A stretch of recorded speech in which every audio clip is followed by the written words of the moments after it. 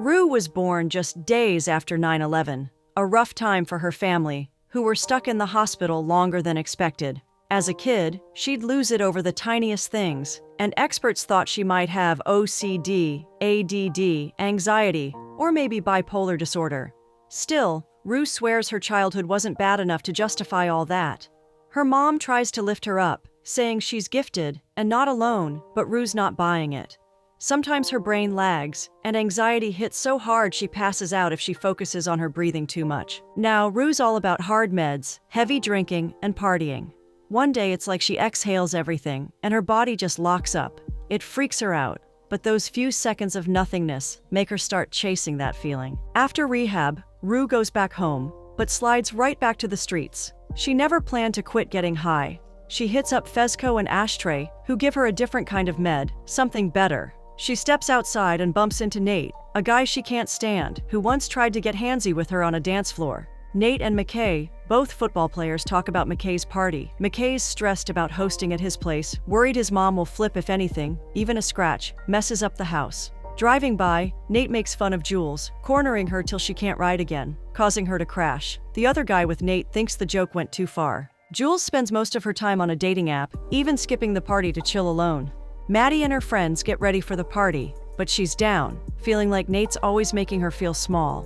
Her friends hype her up, telling her to hook up with some guy and move on. At home, Rue's mom goes off, demanding to know where she's been. Rue claps back and slams the door. Her mom's not letting it go, insisting on a test. You know what, Rue? I don't trust you. He's talking to me like that. You know what? I'm gonna drug test you. Rue knows ways to cheat it, and the easiest is clean piss from someone else. She runs to Lexi's house to ask for a favor, and Lexi's cool with it. Rue comes back with a sample, straps it to her thighs, and snorts some powder for a boost before facing her mom. While her mom looks away in the bathroom for the test, Rue admits she's been a lousy example for her little sister Gia. Once Gia found Rue passed out on her floor and cried her eyes out. Rue hands over the test, says sorry for earlier, and they hug it out. The test comes back clean. Jules shoots up a substance in her butt, then gets dressed to head out. At McKay's party, the guys trash talk Cassie, Lexi's sister, calling her a loose girl over leaked in a sex tape. McKay sticks up for her, saying he's into her and it's probably not even her in the clips. At the party, McKay and Cassie make out in his room. He gets too rough. She stops him, warning him never to do that again without her consent. Jules meets up with Dominant Daddy from the dating app, an older guy who's chill, setting the vibe with a few words and sticking his thumb in Jules's mouth. He puts on a condom and goes hard from behind. At the party, Rue snorts something and gets high fast, stumbling around. Maddie finds a guy to mess with Nate, and they start kissing in the pool. Nate watches, forgetting the girl he was with. On her way to the party, Jules texts Kat, who doesn't answer. Kat's hanging with some guys, trying to seem tough even though she's a virgin and hasn't done anything wild. They dare her to take her top off, and she does, hesitantly. One of the twins calls her fat and says she's only good for giving head. Fezco, Rue's dealer, tells her to chill on the meds, warning her about what happened months ago and how it could hurt her if it happens again. Rue thinks back to a time in treatment when she zoned out and loved that empty feeling. It's why she keeps following this path, chasing that void. Nate sees Maddie with Tyler in the pool, and it messes with his head. He storms into the kitchen, yelling at everyone to get out. Jules doesn't budge, so Nate screams at her, asking who she is and who her friends are. No one answers, and Nate threatens her. Jules grabs a knife and points it at Nate, who backs off, saying he was joking. Jules cuts to prove she doesn't care, then walks off. Kat leaves the room and tells a friend she just lost her virginity. Jules is heading out, but Rue stops her and they hit it off, with Jules giving her a ride home. McKay and Cassie crash together, chill after their time together. Nate goes home, where a framed picture on his wall shows Cal, aka Dominant Daddy. Rue and Jules sneak inside. Rue patches up Jules's arm, and as they lie in bed, with Jules's showing through her underwear, Rue suggests they get high. When Nate was really young, he stumbled across his dad's stash. He sneaks into his dad's office and watches the homemade videos, seeing his dad hook up with people in his usual way. One night in his room, when his dad comes in, Nate hides, but his dad knows he's awake and talks to him like he's grown, telling him to toughen up and not let people get under his skin. In his early teens, Nate starts a strict diet and hits the gym hard, shaping him into the guy he is now. Nate joins the high school football team as a freshman, but the locker room's rough for him, with bare guys running around, their junk swinging. His family's always been around, but his dad, Cal, doesn't really vibe with Aaron, Nate's older brother, and Nate's confused about why his dad's got beef with his first son. Nate's not a fan of his mom either, thinking she's spineless and easy to push around. Nate's got his preferences, like digging girls who act more like dudes, among other stuff. Meeting Maddie was a big deal for him. He's all about keeping her safe, always thinking of ways to protect her. Her being a virgin when they met made him fall harder, and it amped up their sex life. He's big on staying loyal to her and wants her to be loyal back. Rue and Jules hit it off as friends, strolling through school holding hands, while everyone, students and teachers, whispers about Rue being back after her overdose and rehab. Maddie hangs with her friends, and when they bring up rumors of pool sex, she sets it straight. No sex, just some grinding. Kat's in class when Ethan walks in, and they start chatting. In a group class, the teacher makes everyone share a summer memory and calls on Rue first. She's a wreck, shaking and stumbling over her words. She talks about dancing out of the hospital ward to meet her sister in the lobby, her mom driving them home, messing around with her little sister, laughing with her mom, chilling with Jules, and snorting meds off a table. She remembers fighting with her mom, who's freaked out about her substance use. It gets bad, with Rue threatening to bolt or hurt her mom if she stopped. She ends up in the hospital, emotional. In front of the class, Rue chokes up, barely able to talk. Some girl says she's probably got brain damage, but Lexi, her childhood bestie, got her back. Rue dips to the bathroom to do meds, but Lexi knocks, and Rue flushes the stash. Pissed, Rue snaps at Lexi to back off, leaving Lexi wondering if Rue's got, like, a split personality or something. It's like you have a split personality disorder. While Nate tails some guy from a party the night before, Rue's in group therapy with Allie, a former addict sharing his story. She flashes back to taking care of her sick dad, swiping his pills, and getting high. Rue's missed a bunch of classes, so she sweet talks and threatens a teacher into signing off on her attendance before showing her mom. Kat's at home when a sex video gets sent to her and spreads around school, with people saying it's her. She confronts Roy, telling him to stop spreading it and threatening to call the cops. Before long, Roy and Troy are running around school, convincing everyone it's not Kat. At the principal's office about the video, Kat flips the script, accusing the principal of body-shaming her for being fat. Not wanting trouble, he apologizes and says he'll shut down the rumors. Nate tries to get Maddie's attention, saying sorry, but she's not having it. Kat gets one of the twins to grab her stuff from the mall, and he does it. Jules is chatting online with some dude who goes by Shy Guy. Rue, jonesing for more meds, shows up at Fezco's, who tells her to bounce, but she refuses to leave without a hit. Some sketchy guys roll up, and Fezco gets his guns ready. Mouse shows up, and after some talk, he zeroes in on Rue, who Fezco calls his little sister. Mouse doesn't care and pushes her to try fentanyl, even though Fezco's against it. Mouse feeds it to her, making her pass out in seconds, and Mouse shakes down Fezco for cash while creeping his hands on Rue's thighs. McKay opens up to Cassie, who tries to jump into sex, but he shuts it down, just wanting to talk for once. Nate shows up at Tyler's place, grilling him about supposedly messing with a minor at a party. Tyler swears the girl came on to him, but Nate's not buying it, thinking Maddie was too drunk to consent, and beats the crap out of him, leaving him laid out. Fezco calls a friend to look after Rue, who's still out of it from the fentanyl, and the friend takes her to her place. In her room, Kat checks for the leaked video online. It's gone from the original site, but pops up elsewhere. She replies to a comment, asking if she's offering services and signs up on the site. Nate takes Maddie bowling, then pulls her aside to make out and ask about Tyler. She says she was blackout drunk and doesn't remember, but when he pushes, she jokingly says, "Tyler's got a bigger package."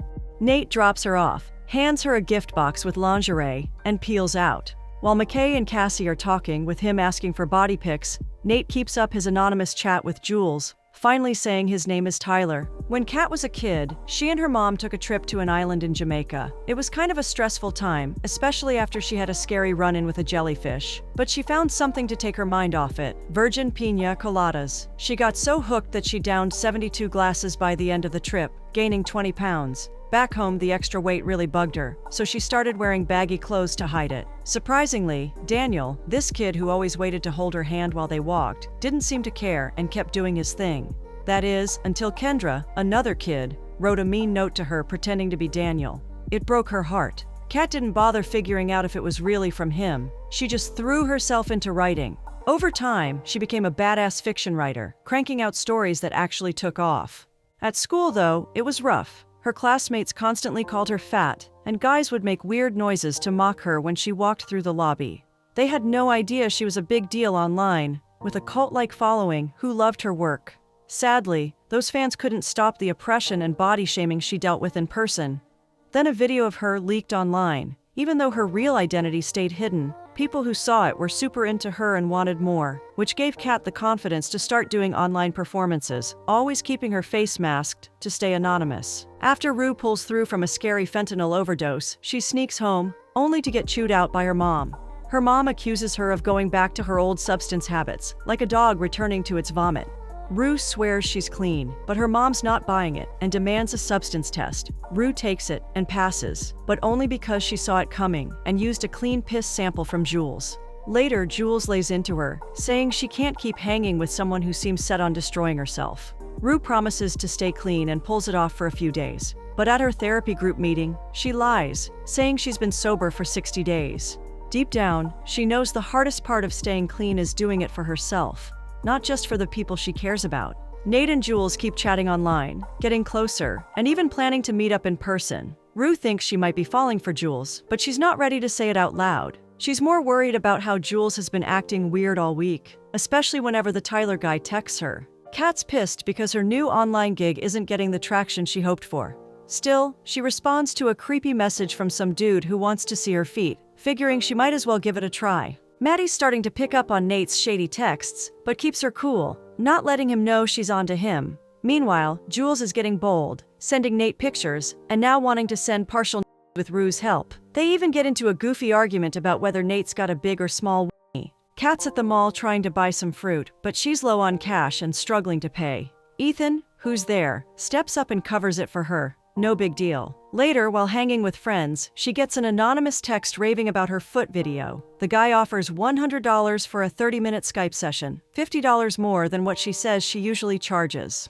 Wanting to keep her identity under wraps, she meets up with Fezco and Ashtray to learn how to handle Bitcoin payments. Rue's helping Jules take some sultry photos. And while they're at it, she can't help but think how amazing Jules is as a person. Jules throws a little celebration for Rue hitting 2 weeks sober. But when Rue goes to the kitchen for a glass of water, she spots some meds on the counter, and her willpower cracks. She pops a pill and gets out of there fast. At the next therapy group meeting, Rue keeps up her lie about being clean for 60 days, and people give her props. But Ali, another member, knows she's bluffing. He pulls her aside for a friendly but real talk, telling her to get honest, especially for her little sister Gia, who was messed up seeing Rue overdose and might carry that trauma forever. Rue heads home and goes to check on Gia, feeling the weight of Ali's words. Kat finally has her Skype session with the guy, who's chubby like her and totally into her body and confidence. He gives her a heads up about his fetish before they start. He drops his boxers, showing off a tiny weenie, and Kat can't hold back a laugh. He's cool with it though and asks her to make fun of him for it while he strokes. It catches her off guard, but she goes with it, surprised at how natural it feels. When she tells him to stop, he does right away and says he wants her to control him completely, ready to do whatever she says, even paying for little slip-ups like cheating or disobeying. A few days later, Kat finds him for something, and he sends her $100 in Bitcoin real quick. At Nate's place, he and Maddie hook up. While he's in the shower, she snoops through his phone and finds a ton of wiener pics. Freaked out, she grabs her stuff and bounces immediately. Cassie and McKay hit up an initiation party together. After some games and chilling, they sneak off to a bathroom, start making out, and tell each other they're in love, caught up in the moment. Rue, bored at home, texts Jules but gets no reply. Restless, she uses the substance again and passes out, missing Jules's messages. Maddie, shaken by what she saw on Nate's phone, confides in Kat, who then buys bold new clothes and shows up at school turning heads, Ethan included. Jules later tells Rue that her online friend Tyler wants to meet, but when Rue panics, Jules storms off. Rue tries calling, then shows up at her place to apologize. They exchange a bunch of "I love yous," and in the heat of the moment, Rue leans in and kisses Jules on the lips. It throws Jules off, and the awkwardness is real. Rue, feeling it, runs out and heads to Fezco's place. He won't open the door, saying he's not going to help her mess herself up anymore. Crying, Rue calls him out, blaming him for starting her addiction with that first pill he sold her. Fezco just apologizes, offering nothing else. With nowhere to go, Rue leaves and calls Allie to set up a meeting, hoping he can help her get herself together. When Jules was much younger, her mom drove her to a place, saying she was going to meet a psychiatrist. After some initial chit-chat, a lady took her on a tour of the facility, where Jules saw kids who needed help. One chubby guy, when he got mad, would flash his junk to everyone. At the end of the tour, Jules found out it was a psychiatric home where she'd have to stay for a while. Freaked out, she cut off with a torn can but quickly told Alan, who rushed over to help her out. Years later, Jules was clean and back with her parents, but her mom couldn't stick it out with her dad and left. That made Jules's already tight bond with her dad even stronger. She started transitioning at a young age, and by 16 she was deep into hooking up with all kinds of people, a lifestyle she kept up. But with Tyler, it was different. She'd already fallen for him. Rue, the one battling addiction, is hanging with Allie. Instead of getting to the point about why she called him, she dances around it. Allie cuts her off, setting her straight. She brings up the thing with Jules, saying she's the only good thing in her life. Allie hits her with a big question. Is what she feels for Jules anything like how she feels about meds? Rue's confused by the comparison, but admits her first time getting high felt like heaven. The town's buzzing for a carnival, and everyone shows up, including Nate. When he spots Maddie, he tells her to go home and change, worried her parents might see her dressed like that. Cal, his dad, notices, and thinks it's because Nate and Maddie broke up. But Nate brushes it off, even though Cal thinks Maddie's a distraction. Jules and Rue run into each other at the carnival and hug for a long time, saying how much they missed each other. Rue brings up the kiss, but Jules doesn't think it's a big deal and shrugs it off, picking their friendship back up like nothing happened. McKay and Cassie stop by Cal's booth, where McKay tells Nate, with Cassie right there, that they're not dating, just chilling. You guys like in a relationship? No, we just chilling. Cal jumps in, giving McKay advice about staying focused, bragging about his own success because he kept his head in the game. Cassie's fed up with the whole scene and walks off. McKay catches up to her and explains he only said that to shield her from whatever crap Nate might talk about, dodging the secret they both know about her. When she presses him to spill, he shuts it down and calls it a night. Why would you say that? That's because I know the guy. He's just gonna talk shit. What have I done, McKay? We should just call it a night. I gotta get back anyway. As they're walking, Jules spots Cal's booth and tells Rue that's the older guy she slept with. Rue doesn't buy it. Cal's a big deal in town, having built half of it and done a lot for the community. Jules, determined to prove her point, heads over. When Cal sees her, he gets weird, even dropping the cup of chili he's about to serve her. The whole exchange is awkward, and Nate, who's there, asks who Jules is. Kat's night takes a turn when she sees Ethan talking to some girl. Not knowing what they're saying, she flips out and decides she's done with him. Maddie and Cassie are high on something, and Maddie makes a scene at Cal's booth, pissed that Nate likened her to a hooker and brought up his family's dislike earlier. Meanwhile, Cassie hooks up with another guy for some fun. In the middle of all this, Gia's not answering her phone, and their mom's freaking out, so Jules and Rue start looking for her. While the search for Gia goes on, Maddie finally confronts Nate about what she saw on his phone. He swears it's not what it looks like, says he's been going through some stuff, and begs her not to tell anyone. They hug it out.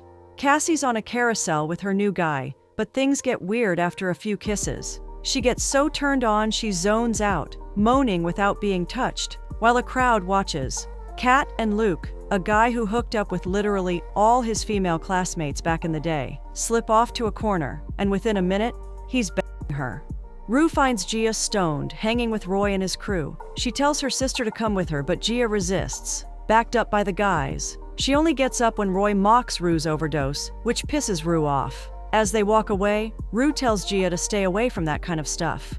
Jules gets a text from Rue saying Gia's been found. Right then, Cal walks up and begs her not to tell anyone about their hookup, saying it could ruin his life. Jules reassures him she's not planning to say anything and promises Rue will keep quiet too. Cal thanks her and leaves. Rue takes Gia home and tells their mom she's just dizzy from riding the Gravitron too many times. Maddie's at home, shaken up by the marks on her neck from when Nate choked her against a wall, trying to stop her from making a scene at his dad's booth. Cassie's spiraling after the mess she made on the carousel, high out of her mind. Nate meets Jules at the spot they agreed on, and she's caught off guard after everything that's happened. He's nice at first, kissing her and sliding his thumb in her mouth, just like Cal did. She stops him, and Nate flips, going off on her. He threatens her, saying he's got evidence she's into pornography and will use it if she does anything stupid. Jules, shocked by the threat, calls his dad a dagger and says they're the same, which sets Nate off. He grabs her by the neck and chokes her hard.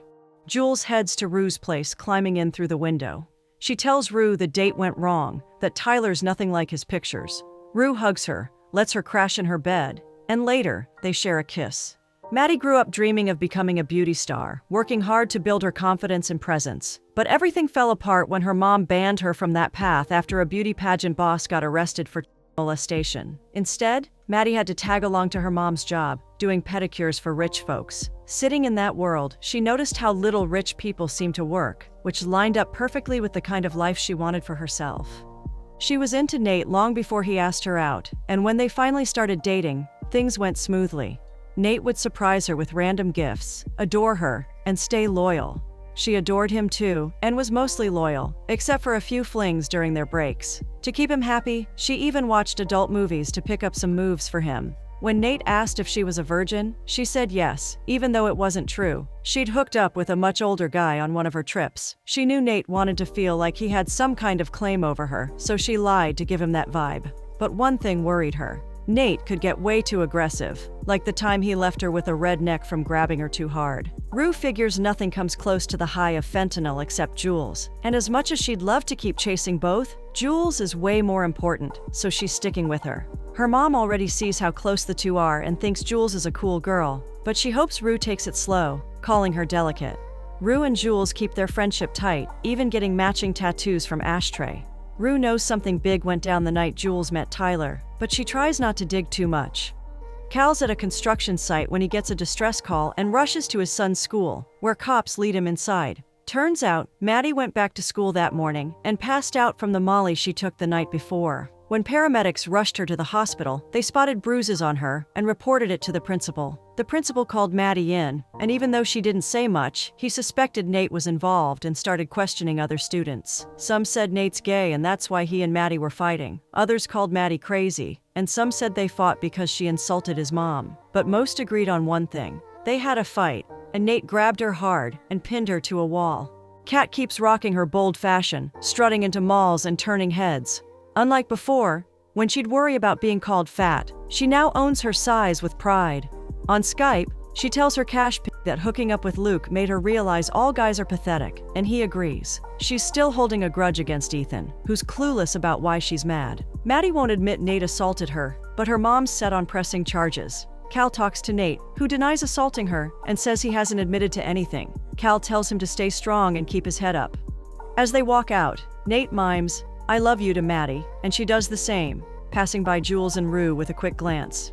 Rue brings up Jules's hookup with Cal, but Jules shuts it down, making her swear never to mention it, even if they end up enemies. Rue pushes, saying they could make money off Cal, and Jules storms off, pissed. In a room, someone asks Jules about her body count and one-night stands, and she admits it's a lot. Rue, on the other hand, has only had awkward encounters, with just one weird time involving penetration. Maddie holds her ground against the detective on her case, but they sit her down, wipe off the concealer on her neck, and take pictures of the bruises.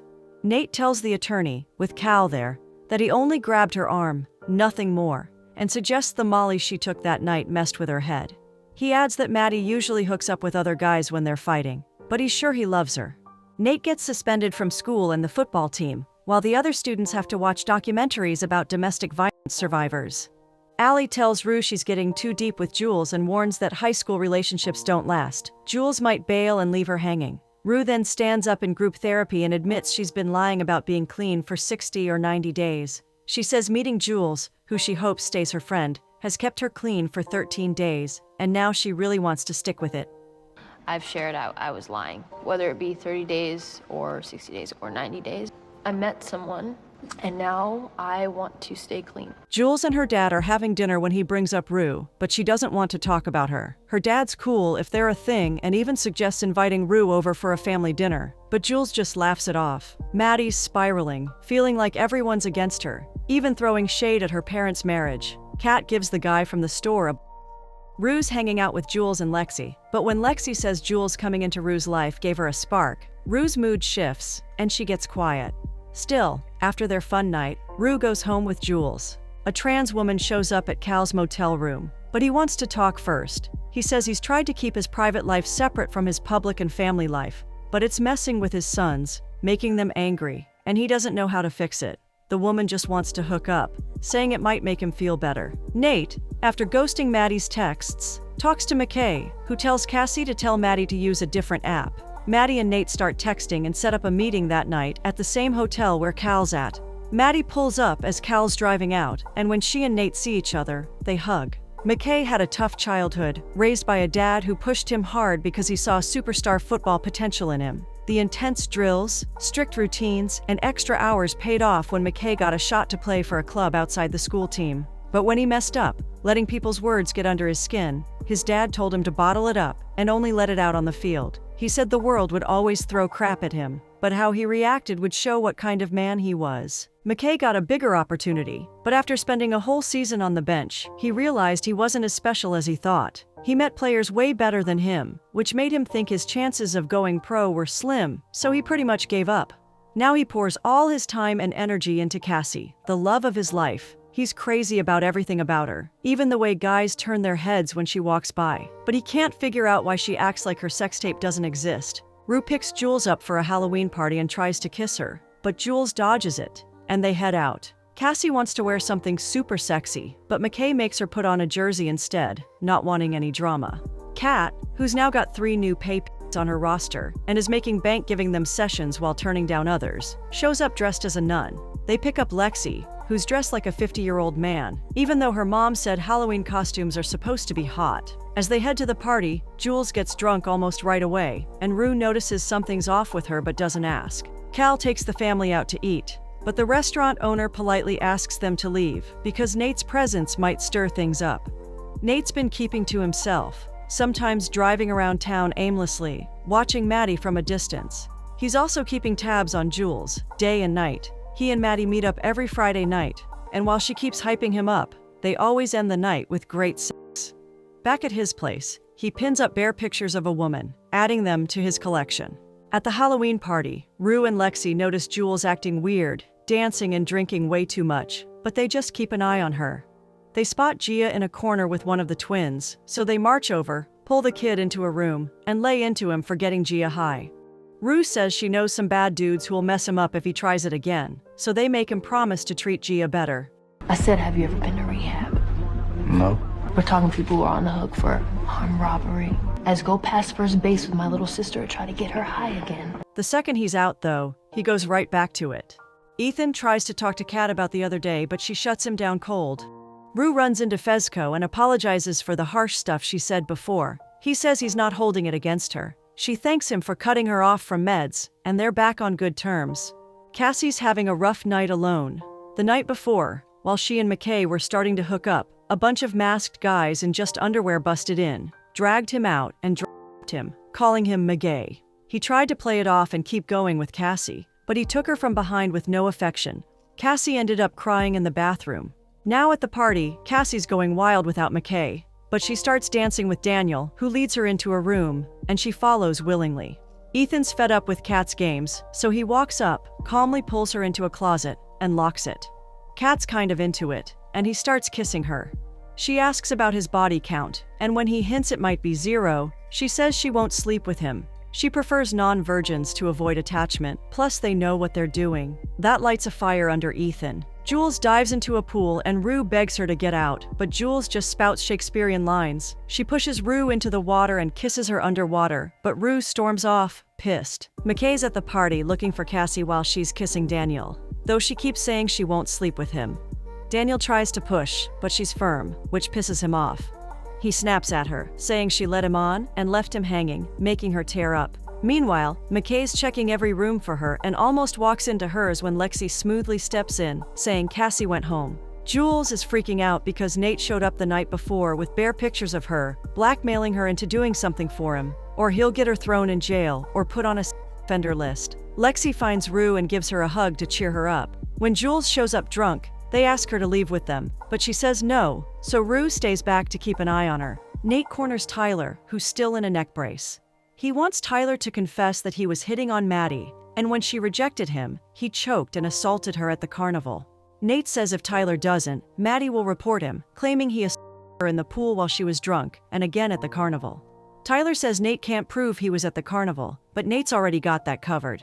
The next morning, Tyler walks into the police station and confesses, with Maddie there backing up his story. The detective thinks it's fishy, and when Jules shows up saying she saw Tyler choke Maddie at the carnival, she doubles down but isn't convincing enough, so the detective's not buying it. Back at the party, Nate rolls in with Maddie to a big welcome from everyone, but Jules' mood tanks when she sees him. She freezes, and there's an awkward moment between her and Nate. Rue clocks it and takes note. Cassie grew up in a solid family with a dad everyone loved, his charm pulling in women left and right, which sparked fights with her mom now and then. Cassie was crazy about her dad, and he was just as crazy about her. She grew into an amazing figure, so much so that at a family party, some creepy relatives kept hugging her too tight and making comments about her body. That same night, her mom got sloppy drunk, making a scene on the dance floor until her dad dragged her off, and they fought the whole drive home. One night, their fighting got so bad there was no fixing it, and they split up. Cassie's mom said her dad couldn't take responsibility, which had some truth since he could never hold a job for long. But at school, Cassie heard rumors that her mom cheated, and that's what caused the breakup. After her dad got into an accident, they stayed close, but then he started messing with some bad stuff. Cassie noticed needle marks on his arm. He spiraled, stopped being a dad, and eventually vanished from their lives completely. After that, Cassie threw herself into every guy she dated, loving them hard whether they were worth it or not, smart or dumb. She gave in to whatever they wanted. When the first video leaked, she was furious, but life moved on. Now she's with McKay, the love of her life. Cassie's at home, takes a pregnancy test, and the result makes her cry. Rue's in a dark place, nothing making sense, so she binges TV shows day and night just to kill time. Jules is struggling too, ditching school for a whole week and ignoring Rue's texts. Rue knows something's up with her, and it's got to do with Nate, so she starts digging, pulling Lexi into it. Rue feels like Morgan Freeman, laying out her theory to Lexi. Jules has been talking to some guy online who never shows his face, just his wiener. Jules said he's from a conservative family which matches Nate's vibe. After that night at the lake when Jules came back acting weird, Rue was sure it was Nate who showed up, using the name Tyler, the same Tyler who took the fall for assaulting Maddie. Rue thinks Tyler only confessed because the pool incident with Maddie could be spun as a sexual offense, worse than admitting to choking her. Rue's smoking here and there, and at night she calls Lexi to say she thinks Nate targeted Jules because he's into her. Jules, being soft, fell for his charm, maybe because of Nate's hidden gay tendencies, and that's why she agreed to testify for him. Rue calls herself a genius, but Lexi's not sure what to make of it. Cassie calls her friends for a round table and asks for advice on telling McKay about her moment with Daniel. At the mention of Daniel, Kat remembers hooking up with him at his party. The friends immediately tell her not to confess. Then Maddie and Kat get into it, with Maddie saying she's not feeling this new version of Kat. Cal's waiting for Nate and tells him he's impressed by how he got out of the Maddie mess, but hopes he didn't pick up any bad habits that could screw up his life. Nate doesn't say a word, just brushes past him, giving him a little shove.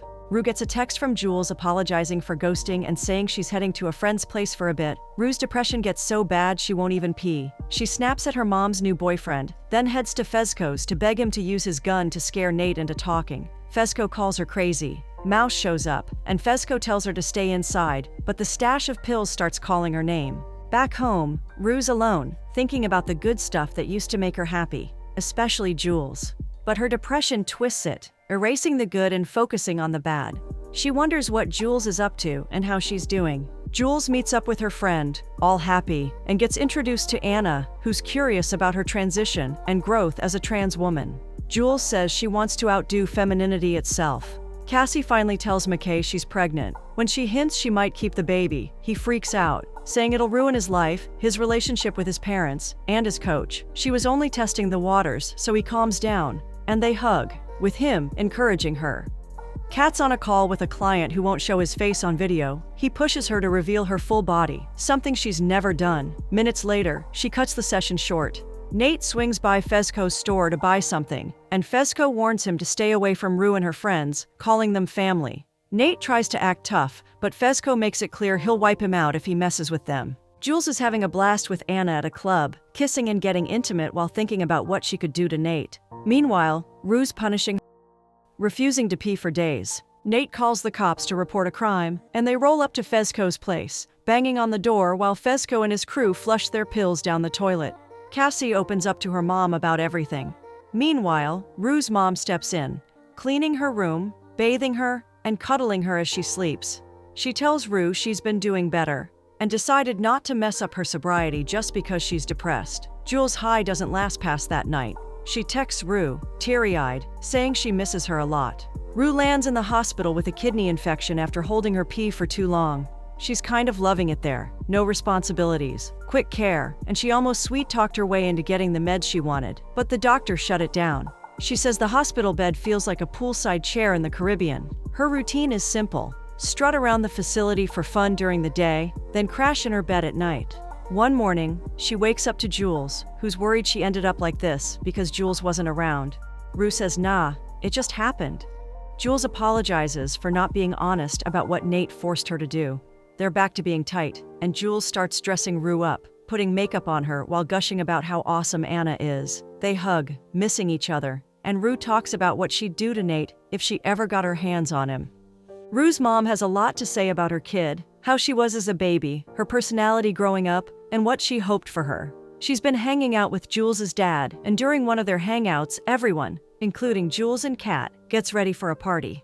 Nate's going too, but with a new girl his parents approve of. Cassie and her friends head to the venue, and Cassie admits she's not in love right now, which is new for her. Fezco's getting ready, but not for fun like the others. He grabs a gun, kisses his grandma goodbye, and heads out. At the party, the girls chat about high school and how they're holding up. Jules gets a text, smiles, and slips off to take a selfie in the bathroom. Nate shows up with his new girl, and Maddie's pissed. She remembers the last time she tried hooking up with him, and he couldn't get it up. She confronts him, but it turns ugly with her getting a again, saying she's cool if he's gay. She steps outside and runs into Cal, who tells her to leave Nate alone, warning that their thing will ruin them both. Meanwhile, Nate's off in the bathroom. Nate's been off his game in football because of all the drama in his life. At the party, Nate dances dirty with his new girl, staring right at Maddie. After a bit, Maddie says screw it, grabs a guy who's down to dance and hits the floor. Rue finds Jules in the bathroom, and Jules asks why Rue doesn't kiss her like she really wants it. Rue's stunned and just stares, so Jules pulls her back to the dance floor. The girls talk about how love can be messed up, and right then Kat spots Ethan. She goes over, apologizes for flipping out after seeing him with that girl at the carnival, and admits she was wrong. Ethan says he still cares and promises to try not to hurt her. They kiss, make up, and ditch the party. Nate's fed up watching Maddie dance with some dude, so he storms out, and Rue follows him. Lexi, wanting to try something new, asks Cassie for advice on hooking up. Cassie tells her to either wait for a guy to make a move or pick one herself. Outside, Rue confronts Nate, asking if he's the one who snitched on Fezco. He doesn't admit it, but Rue's got one goal: tell him to leave Fezco and Jules alone, or she'll ruin his life and his actual dad's, who she calls a pedophile.